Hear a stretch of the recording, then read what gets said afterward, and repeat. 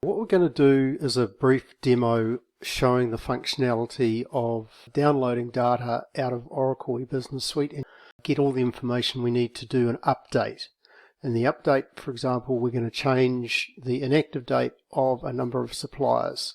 So if we go to our data that we have, our list of supplier numbers, for example, it can be other pieces of information.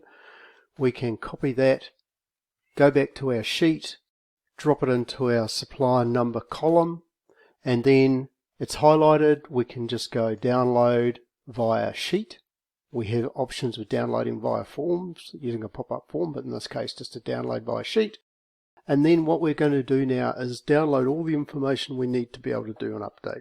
And in this case, we are doing a supplier at the header. We could do site level. We could do updates on any values if we wanted to.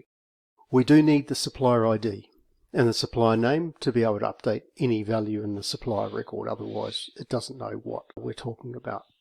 So in this case, we're going to use our default value for the majority of the rows, which is a future date, 1st of March 2022. It could be today.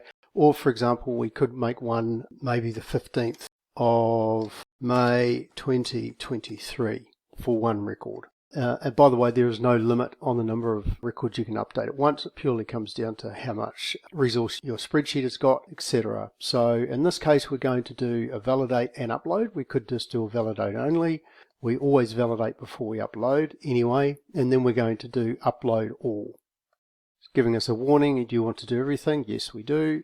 So then what happens is that Wizard is going in, it's updating all those records, validating them, and they're loaded. So that's 6 suppliers updated now.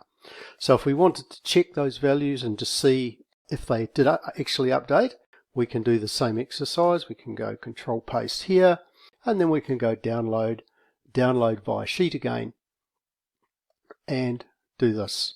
And you should see the inactive date supplier value is the value that we uploaded. And that's the end.